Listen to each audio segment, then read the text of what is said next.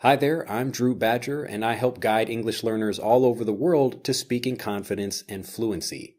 In this video, we're going to focus on connecting more casual and conversational speech with more maybe professional kind of speech, and show how maybe in the same situation you can use different vocabulary to express different things, but again in a more casual or more professional way. In our first situation, we'll describe something that's possible or will probably happen or is likely to happen. All of these words, probable, possibly, and likely, these are ways of describing maybe 80%, 90% of the way that something is likely to occur.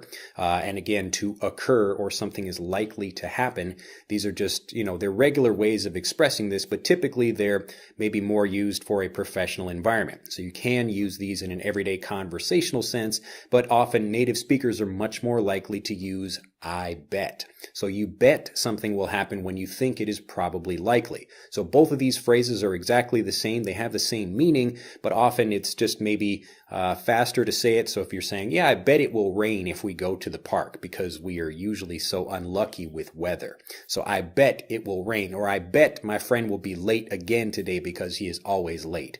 Now contrast this with something you might see in a textbook like, my friend will probably be late, or my friend will most likely be late because he is often late to meetings with us. So these are both correct English, but again, native speakers, when you're talking in a casual and conversational way or a casual and conversational situation, people would just say, I bet. So I bet something will happen. I bet it will happen. Next, if I am at an office and I am explaining to someone that I am doing something right now, maybe creating something, I'm not finished with it yet, but I'm in the process of doing that thing right now. So I am attempting to finish my project, or I am in the process of completing my project, or am in the process of starting my project.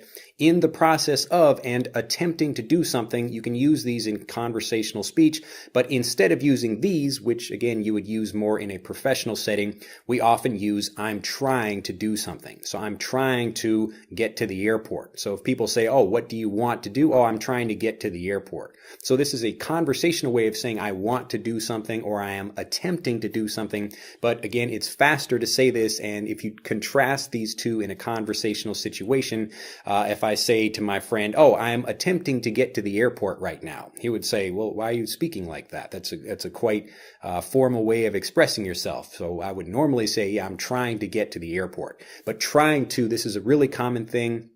If you listen for this word trying, native speakers will often use this to kind of soften their language. So they don't say, I'm going to the airport. Usually we say, I'm trying to get to the airport. So I'm moving in some way. I'm in the process of doing something, but we describe this as trying to do something, to try to do something.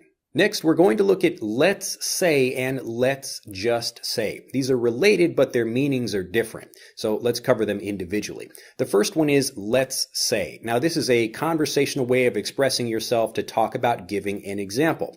In a more professional environment, you might say, for example, and then go into an example of something. So we are thinking about maybe offering some new products for the company. For example, we might introduce, a new hand cream and something like this.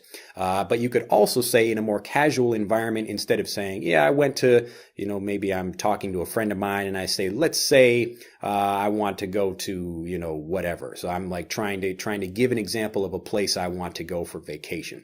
So he might say, oh, where do you want to go? I'd say, oh, let's say, I don't know, Hawaii. So I'm just using that as an example. I say, for example, so I'm describing it as an example, and I say, we're going to talk about Hawaii right now. So let's say I want to get to Hawaii. And like I'm explaining, here's the thing I'm, trying to give an example of. So I might not actually be trying to get to Hawaii, but I'm explaining that in a conversational way. So as an example, I want to go to Hawaii. Let's say I want to go to Hawaii. How do I get there? So let's say. So for example, as an example, how do I get there? Now let's just say, this is related, but it's still a different meaning. Let's just say is often used as a way of summarizing something. So maybe I want to give an explanation of something, but then at the end I might summarize that. And for maybe a business meeting, I might be giving a presentation and then say, in summary, we're going to do X, Y, and Z. So I give a long, maybe 20-minute presentation, and then at the end, I speak for one more minute and say, okay, we're going to summarize what we've just talked about today. In summary, we're going to do this. But if I say, let's just say, typically this is in a more casual conversational situation where I'm describing something and then I want to just say, all right, well, let's kind of forget about this long way of explaining it and let's just say this.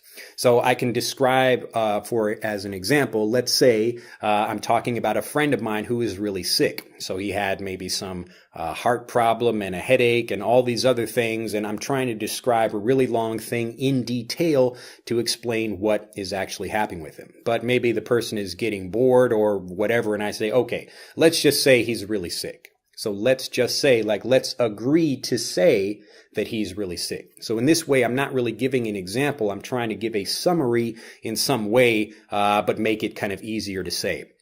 The final thing I'll mention about let's just say is that you'll often hear people when they want to express something one way but not use it maybe in that same language. Now this is kind of a tricky idea, but often let's say you're maybe talking in front of your children and you don't want them to hear something you're talking about. So I'm maybe talking about like let's say I'm at my friend's. So again, I'm using let's say. So let's say I'm at my friend's house. I'm giving an example.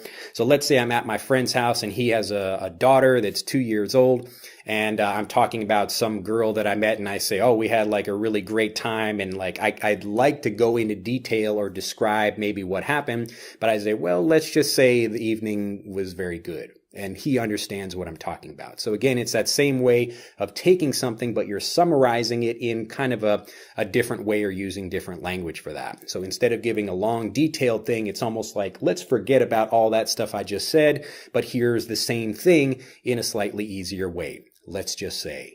Next, we have a quite simple and interesting one. Typically, people will use why in conversations, and why is a typically good word to use.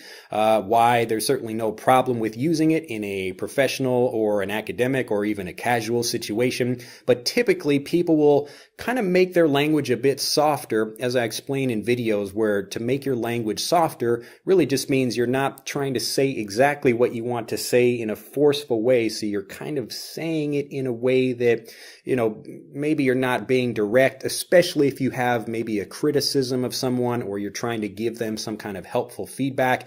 Say, maybe you might not want to wear that dress. So I wouldn't say, wow, that dress is ugly. Like nobody wants to hear that. And the person is just going to get mad at me. So if I say, maybe you might not want to do that. So this is a case where I'm saying, well, I want to say something directly, but for political reasons, we're people dealing with each other. So we have to kind of change our speech, make our speech a little bit softer. So it's really about speaking in a less direct and less straightforward way.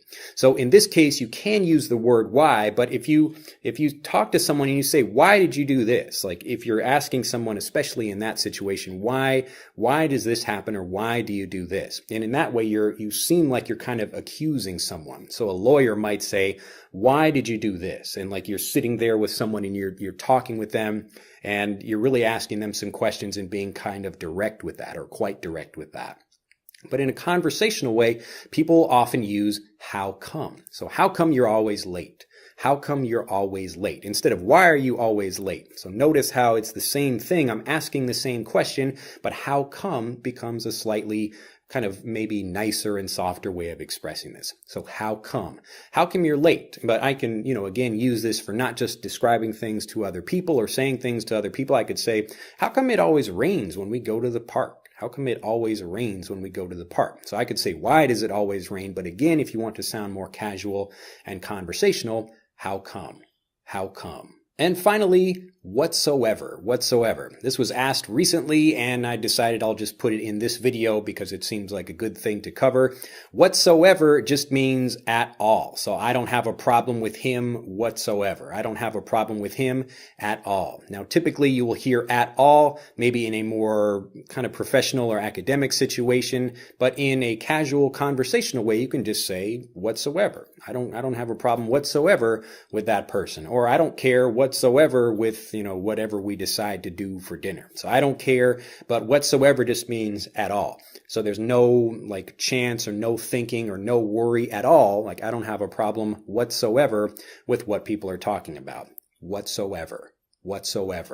Well, that's it for this video. I hope you have enjoyed it. Do click that like button if you had and become a subscriber to the YouTube channel. Finally, if you'd like to become a more confident, fluent English speaker, you can click on the link in this video to take our free English fluency quiz. It will tell you exactly what you need to do in order to become a confident, fluent English speaker much, much faster. And I look forward to seeing you at EnglishAnyone.com. So click on the link to take that. It will tell you exactly what you need to do for your situation to improve your fluency. Have a fantastic day, and I'll see you in the next video. Bye-bye.